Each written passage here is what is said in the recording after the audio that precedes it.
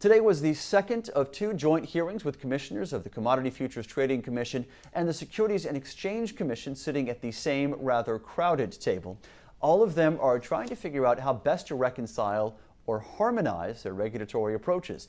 And like day one, today's hearing seemed to produce more questions than answers, a familiar theme. Executive Editor Margaret Ryan joins us now after attending today's hearing. Margaret, you were at the CFTC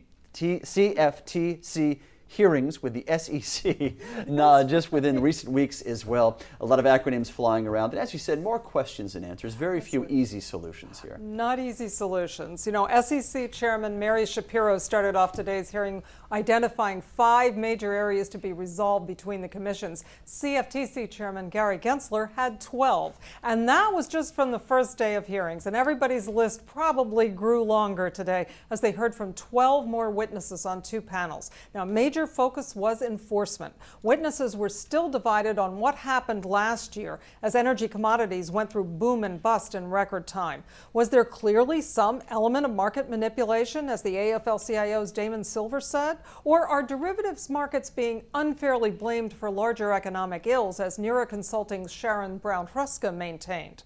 No real answers there, but witnesses agreed the 2 agencies need broad and flexible regulatory authority so they can't be outmaneuvered by clever crooks exploiting the gaps between the 2 agencies. Now, one witness was Columbia University law professor John Coffey. He identified 10 topics needing attention, but right at the top of the list was insider trading. I think this is the biggest anomaly between the SEC and the CFTC. The CFTC has literally no real statutory authority to penalize insider trading. And you can imagine all kinds of ways individuals can embezzle, steal, or misappropriate confidential information. They could read the files of the Federal Reserve and know the interest rates were going to go up 0.5% tomorrow morning and trade tonight in order to maximize their gain on interest rate futures. There's no social interest in permitting that to happen, and we just erode investor confidence. And this is a time in which everything should be done to try to restore investor confidence. Now, several witnesses yesterday said the SEC rules against insider trading wouldn't work in the futures world because companies hedge positions based on their inside knowledge of their company's risks. Now, Coffey insisted that is not a real issue. There is nothing wrong with proprietary information that you develop that tells you that the market price is going to go up. When we talk about insider trading, we're talking about misappropriating or embezzling information. You can spend millions of dollars in research and decide that market prices in oil are going to go up, and therefore we're going to take a position. That's fine. What I think we don't cover today is the possibility that the employee of that oil firm could steal the information from the oil firm and himself trade for his own benefit. Now, another major area of concern was market manipulation. The AFL-CIO's Silver said if the energy and derivatives markets are to avoid the problems of the last 24 months, the 2 agencies have to enact what he called comprehensive inescapable regulation. He said anti-fraud and manipulation rules have to be just as tough for derivatives as they are for the underlying physical markets. And they have to include the over-the-counter markets that have escaped regulation till now. Now, I asked Coffey about industry witnesses who say that will drive business overseas. The over-the-counter markets are about to be regulated. And by the way, insider trading is illegal if it occurs in securities-based swaps. And the same argument is going on in London right now, where they're saying, gee, if we increase our laws and reduce executive bonuses and make the market more stable, we'll drive all the trading to the United States. Both countries, we have the industry saying, don't regulate us or we'll flee to the other country. It can't all be that way.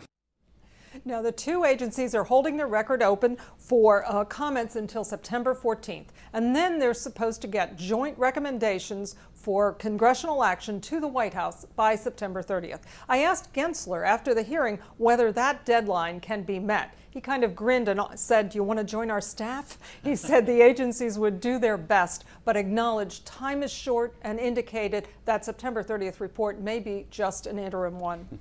Glad he was laughing about something today, Margaret. Gensler and Shapiro were at the same confirmation hearing in a committee that I attended. The SEC and the CFTC are linked sentence after sentence, but it seems clear from some of these witnesses that the SEC has greater jurisdiction than the CFTC, and that may be something that the Commission needs as well.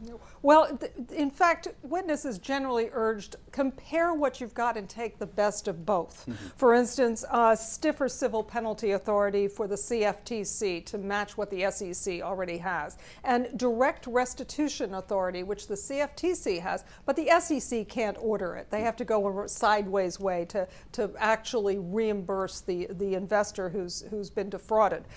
They're also, the SEC statute lets them bring market manipulation cases based on a legal basis called recklessness, while the CFTC statute says they have to prove intent, and legally that's much, much harder to do. And many of the witnesses said everybody should be on the same level, and they generally said the reckless standard would do. Attorney Ken Raisler, praised the CFTC staff, though, he said, specifically because what they'd been doing had been kind of an uphill battle since the staff hadn't been really expanded in a long time. That's one of Gensler's favorite topics. He said the staff is about the same size as it was now when the CFTC was created in 1975. The one really critical voice was from David Downey of Trading Exchange One Chicago. I invert that, sorry, I want to get that right. But he said the two agency staffs have developed intellectual biases. And he said they are not going to change. The agencies have to bring in a lot of fresh new blood. He urged them to go out and just hire new people to replace some of the stale old staff. And there was some talk about the idea that, this is the time for these agencies to be hiring because there's so many experienced traders out of work and a lot of them are disillusioned with Wall Street. An excellent point. Coloring this conversation to some degree, Margaret, I imagine, at least for the SEC, is the fact that it's been in the headlines so often regularly because of the Bernard Madoff scandal. Did that also come up today in terms of the shortcomings of the SEC? Oh, absolutely, because of the release late yesterday of the Inspector General's report about the Bernie Madoff situation, how the agency basically had 20 years through multiple administrations of opportunities to catch Madoff, and it blew them all. One witness called it the 600-pound gorilla in the room yesterday afternoon. In fact, the SEC chairman, with no explanation, missed the afternoon session, and of course she had been called back to headquarters because this Inspector General report was about to come out. I think scathing is not too strong a word for what was in there, but there's no question this is going to be an element of any regulatory overhaul, along with last year's gasoline prices. Those are things that are going to help propel this reform through Congress. We do hear the securities industry in general is gearing up to fight particularly the extension to the over-the-counter markets, but this is going to make it a much more uphill battle for them. 2 days, and again, no answers, even after the 3 days of meetings earlier. Margaret Ryan, thank you very much.